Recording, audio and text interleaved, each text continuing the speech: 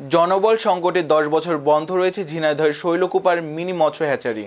মাছ চাষিদের উন্নত মানের রেণু সরবরাহের উদ্দেশ্যে প্রতিষ্ঠা করা হলেও প্রয়োজনীয় জনবল ও নিয়মিত তদারকির অভাবে প্রত্যাশিত সেবা পাওয়া যায়নি কখনোই। তাই দ্রুত জনবল নিয়োগ দিয়ে রেণু উৎপাদনের দাবি স্থানীয়দের। আর মৎস্য বিভাগ বলছে নতুন করে কার্যক্রম চালুর উদ্যোগ নেওয়া হচ্ছে।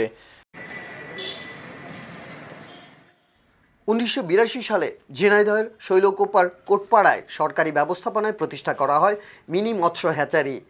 শুরুর দিকে দু একবার রেণুপোনা উৎপাদন করা হলেও পরে মান নিয়ে বাড়তে থাকে চাষিদের নানা অভিযোগ।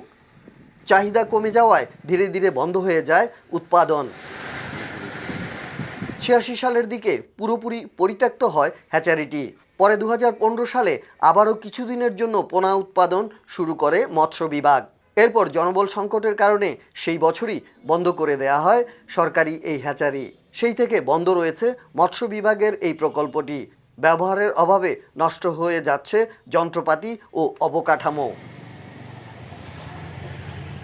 স্থানীয়রা জানান, হ্যাচারিটি বন্ধ থাকায় বাড়তি দামে দূর থেকে সংগ্রহ করতে হচ্ছে রেণু।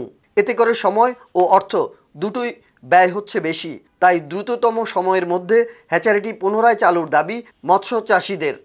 আমাদের চোখে কোনো পড়ে না যে এখানে পোনা উৎপাদন হয় কি হচ্ছে।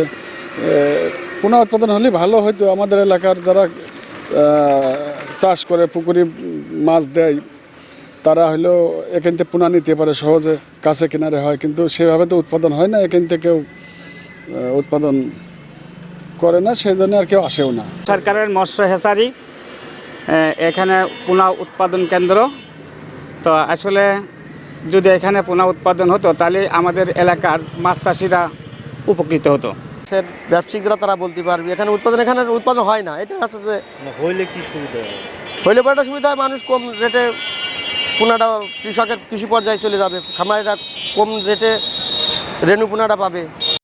আসলে এখানে যে হ্যাচারি আছে এটা আমরা জানি যে অনেক আগে একটা পুরানো একটা হ্যাচারি, কিন্তু এই হ্যাচারি থেকে নতুন উৎপাদন কখনো দেখিনি এবং গেটে বন্ধ থাকে, বাইরের লোকজন কেউ আসা যাওয়া করে এরকম কিছু না।